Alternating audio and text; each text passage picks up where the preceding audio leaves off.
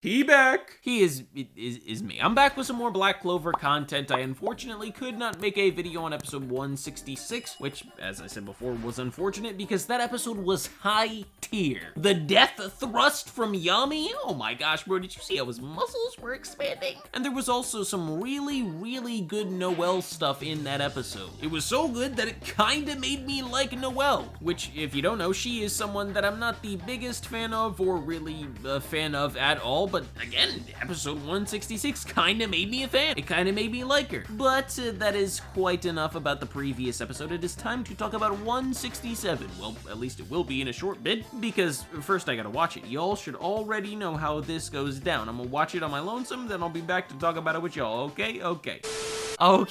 Period really been messing around with us, dude. They really been playing around this entire time. Like, this is what y'all can do? What you been doing then? Black Clover been going on for who knows how long, and ain't an episode come before this that looks as good as this one does. But I will say this though, while the animation does look good, it looks a little bit weird. But it's still, actually, you know what, let me not say weird, because that sounds extremely disrespectful and I don't want to throw no shade towards these animators. They did a fantastic job. So I'm just gonna say it looks different.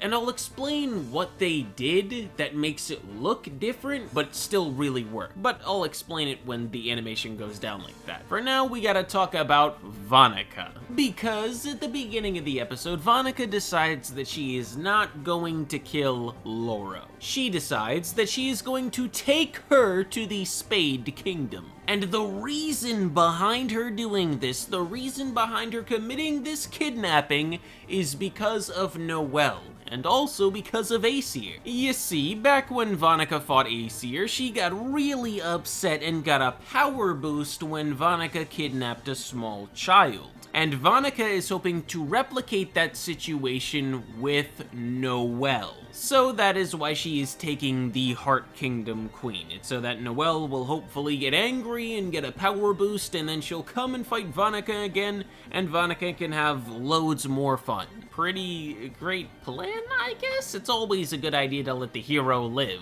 so they can come back and kill you. You just signed your own death sentence. Foolish, bro. Speaking of signing death sentences, though, Vanica does that for all of her Dark Disciples. And normally, I'm not one to be like, oh, heck yeah, bro, I'm glad that this character is dead, but, I'ma have to be abnormal for a moment, bro, because I'm so happy that this dude is out of the picture. I'm so glad that he's gone. He is just too much of a freak.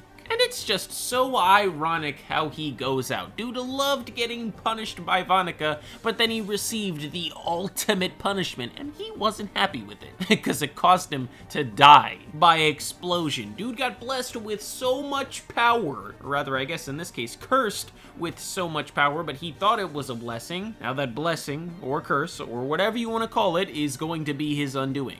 Or rather, it was his undoing because, again, he exploded. It is very strange, though, that she caused all of these explosions to go off, specifically the one that was around Noelle, because, like, wasn't the whole goal to have her get stronger and then come and fight you again? This is kind of very counterintuitive, because as far as you know, she's dead. But anyways, on to Yami and Asta versus Dante, dude. And I think this shot, or rather this animation right here perfectly describes what I was talking about when I said it's different, but it still really works. It's different because the background and sometimes the characters are really basic. And the characters will sometimes look a bit, I think the term is off-model, but they do that so that they can mainly focus on the movement of the characters. Which is why I say it's different, but it works so well, because the movement is fluid as shit, bro. Like, look at this. It's fluid. But like I said, it still works really well on... Yami done cut off my own words right there. This is a beautiful shot. Look at all these shots, another death thrust. Yami done really improved. That's like the 4th one. I will say though that the beginning of this fight was a little bit weird because it was just Asta getting his shit pushed in. And it kind of seemed like the only reason that Yami brought him along was just to be a meat shield. Asta even acknowledges it himself. I mean, Yami didn't bring him along to be a meat shield. He brought him along to help. But Asta knows that he's holding Yami back because Yami's got to save him every 2 seconds. But then Asta decides to give himself a boost. He decides that the only thing that will really make him an asset in this fight is if he awakens those hidden powers that he was using before right now. But he has to do the one thing that every person alive is told not to do, and that's make a deal with a devil. The Chad himself don't even care about that though. He don't care about the consequences of making a deal like that. He said, I'll do whatever it takes, whatever I have to do to stay in this fight. Look at the determination in his eyes. He's sweating bullets right now, but he's still determined. I want to be someone who can live up to Captain Yami's hopes and expectations. Did you do that though? But yeah, he makes the deal with the devil, and the devil says that he will take a part of his body in exchange for power. Let me just play a bit of this transformation, dude. It is crazy, my guy. Look at that. Oh my gosh. Golly, bro, that's nice. That's nice. And from this point on, Asta is in the fight. He's only got 50 seconds in this fight, but he's in it, and he's making those 50 seconds count, bro. Here's actually another example of what I mean by different, but still really working in terms of it being basic with the background so they can focus on the movement. It's really good. This right here is also an insanely cool shot. You got the swords pressing down on Asta. He using all that might. Ooh, look at that, dude. I just gotta comment on the dynamic between these two as well. It's so good. And I don't think that there's a series out there with a dynamic between a student and mentor like this that's as good as this one. IMO. Ooh, him using the key. Because Dante moving fast and then Dimension Slash. Oh my gosh. Oh my gosh, I almost forgot that this was a scene in the episode. Let me play a bit. Yami grabs onto Dante and friggin' flips him. I thought you were human! Bro, there's just so much great shit in this episode, dude.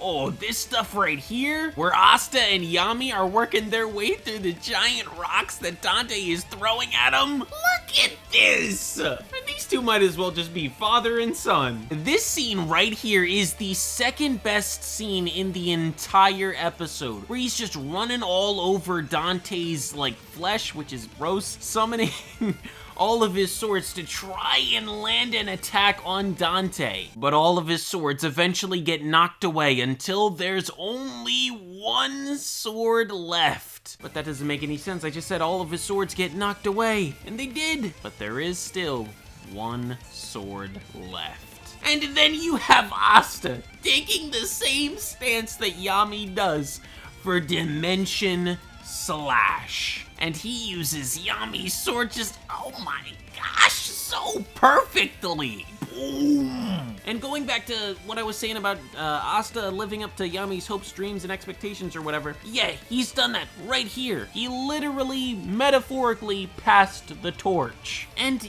you know what I'm thinking now that Yami has done this? I'm thinking that Yami is gonna die in this arc.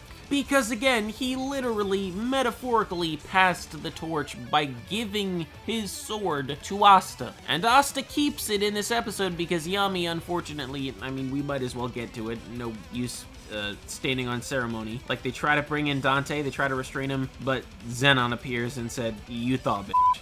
And Asta keeps the katana because Yami is taken away with William. Dang, son, the pain. And with that being the end of the episode, that is actually the end of this video. So thank you all very much for watching. I hope that you all enjoyed. If you did, make sure to like, comment, and subscribe, and I will see you all in the next one. Peace out, everybody.